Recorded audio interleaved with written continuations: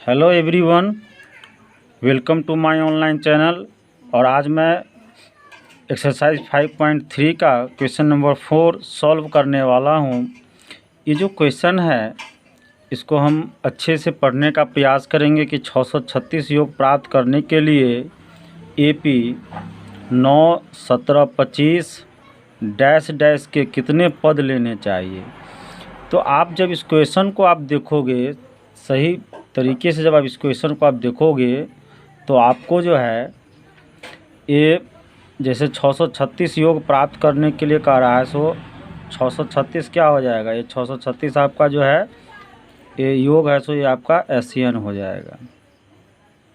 ठीक है। और यहाँ जो देखते हो कि ये जो है AP दिया गया हुआ है और कितने पद लेने चाहिए, यानी पद है, सो पद को हम लोग क्या चीज़ से डिनोट करते हैं, n से डिनोट करते हैं। तो आपको यानी कि इस क्वेश्चन में क्या करना है, आपको n निकालना है। ओके, तो हम लोग इसके सॉल्यूशन में चलते हैं और इस क्वेश्चन को सॉल्व करने का प्रयास करते हैं।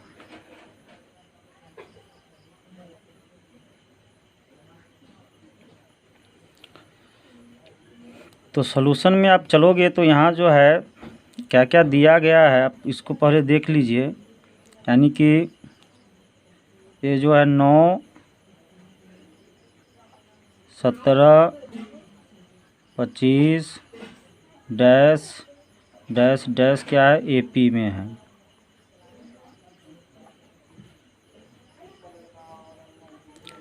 तो AP में है तो इसका आपका जो है ये जो ये हो गया आपका 9, फिर आप इसका D निकाल लो तो D आपका हो जाएगा A2 माइनस A1। तो A2 आपका कितना है 17 और माइनस A1 है 9। सो आपका 17 में से 9 जाएगा, सो आपको 8 आ जाएगा। और यहाँ क्वेश्चन में देख रहा हो कि ये 636 है जो एशियन है, यानी कि एशियन आपको दिया गया हुआ है 636। तो यहाँ आपका कितने पद लेने चाहिए, यानी कि n इक्वल टू आपका हो गया 5। ओके, तो हम लोग यहाँ जो आपका जो है जो एशियन दिया गया है, तो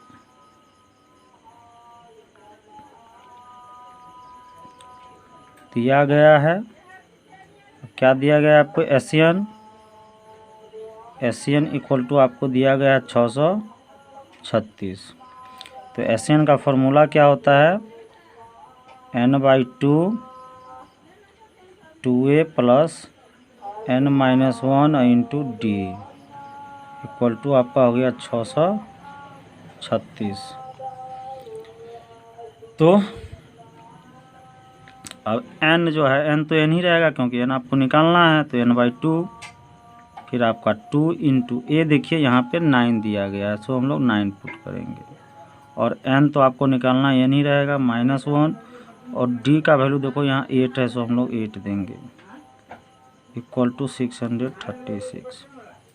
ओके,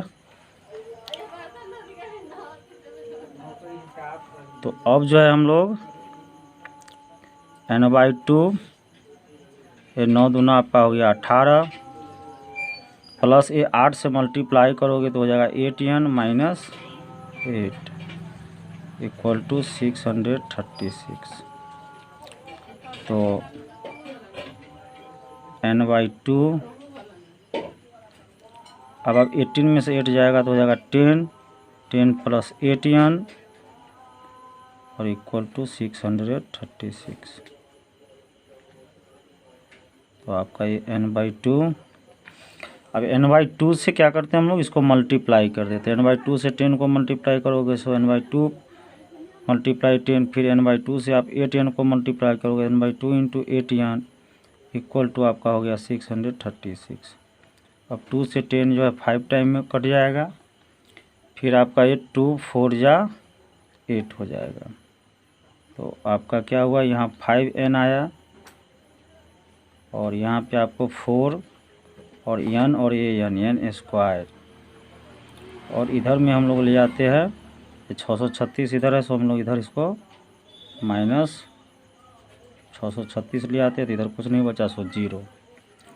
तो अब जो है हम लोग इसको द्विघात समीकरण के रूप में 4n स्क्वायर प्लस 5n और माइनस 636 इक्वल टू 0। अब ये देखिए द्विघात समीकरण के रूप में हो गया, और द्विघात समीकरण के रूप में जब हो गया तो इसको हम लोग क्या करेंगे कि हम लोग इसका गुणनखंड हम लोग तोड़ने का काम करेंगे। तो गुणनखंड तोड़ते हैं। तो गुणनखंड जब तोड़ोगे तो क्या करना होता है, हमको फर्स्ट इंटू लास्ट करना होता है। सो आप फर्स्ट हो गया 4 इंटू लास्ट हो गया माइनस 636। सो इसको गुना करोगे तो 6 चौक 24 के 4 हाथ में 2 और 4 तिया 12 और 2 14, फिर आपका हो गया 6 चौक 24 1 25, यानी कि माइनस 2544 आया। तो इस 5n को जो है, ये 5n को दो ऐसे संख्या में तोड़ना है कि जिसका ये गुना जो है, ये गुना आपका हो जाए माइनस 2544, और जोड़ या घटाव करने पे कितना आना चाहिए, जोड़ या घटाव करने पर आपको ये प्लस 5n आना चाहिए। ये दो नियम होता है। तो इसको तो करना मुश्किल जब हो जाए तो आप इसको क्या करो कि 2544 को आप इसको प्राइम फैक्टराइजेशन अभाज्य गुणन कर लो। तो 2 एकाई 2, 2 दूनी 4, फिर आपका हो जाएगा 2 सते 14, 2 दूनी 4, फिर 2 से भाग करो 2 छक 12, 2 तिया 6, 2 छक 12, फिर आप 2 से भाग करो 2 तिया 6, 2 एकाई 2, 2 अट्ठे 16, फिर आप 2 से भाग करो 2 एकाई 2, 2 पंचे 10, 2 नमा 18, फिर आप 3 से भाग करो 3 पंचे 15 और 3 तिया 9। अब यहाँ से ये टूटेगा नहीं, ठीक है। तो हम इसको गुना करते हैं, 2 2 4 2 6, 2 दूनी 4, 4 दूना 8 और 8 दूनी 16, 16 तिया 48। तो एक संख्या आपका 48 हो गया जब इसको इतना को हम मल्टीप्लाई करते हैं, और एक आपका हो गया 53। तो आप देखिए 48 और 53 को गुना करोगे तो 2544 जो है यहाँ पर से तो आ ही जाएगा, और 48 और 53 में 5 का अंतर भी है, जो ये आपको जोड़ घटाव करके लाना, यानी 53 में से 48 घटाएंगे तो 5n आ जाएगा। सो ये जो 5n को दो की संख्या में तोड़ेंगे, एक 48n में और एक 53n में, ठीक है। तो हम इसको तोड़ने का काम करते हैं। तो ये हो जाएगा 4n स्क्वायर। अब यहाँ प्लस 5n लाना है। सो हमको बड़ी संख्या जो है यहाँ 53, बड़ा को प्लस में रखना है और छोटा को माइनस में रखना है, तब ना प्लस 53 में से माइनस 48 जाएगा तो प्लस 5n आ जाएगा, और माइनस 636 बराबर 0 हो गया। ओके।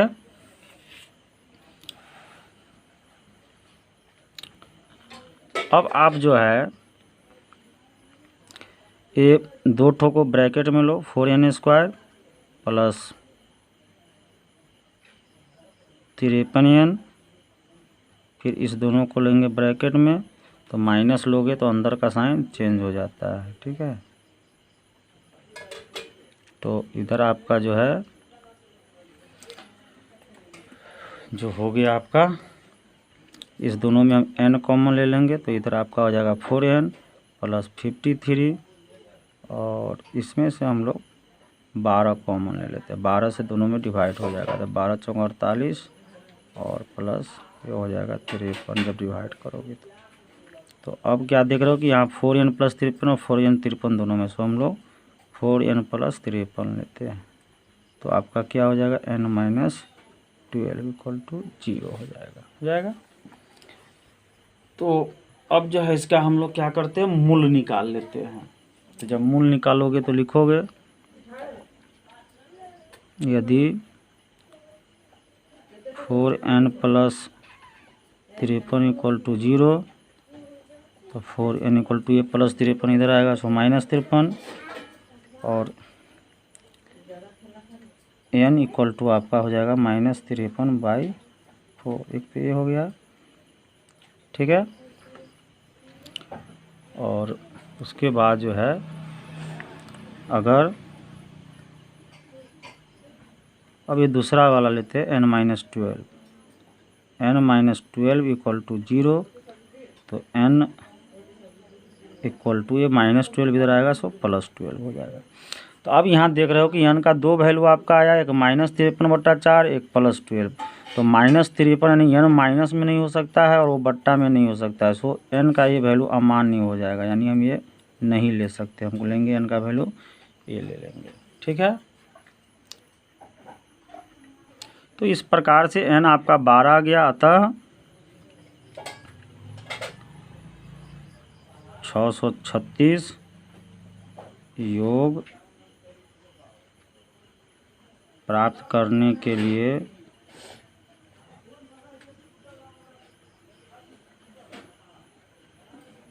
बारह पद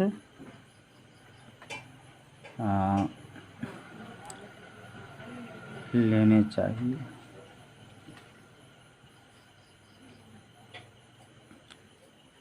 तो यही आपका जो है n इक्वल टू जो है ये 12 आपका आंसर हो गया। ओके, तो पूरे ये जो क्वेश्चंस है, इस पूरे क्वेश्चंस को आप समझ गए होंगे। ठीक है, उम्मीद है कि पूरा क्वेश्चन आपको समझ में आ गया होगा। So thanks for watching, have a nice day.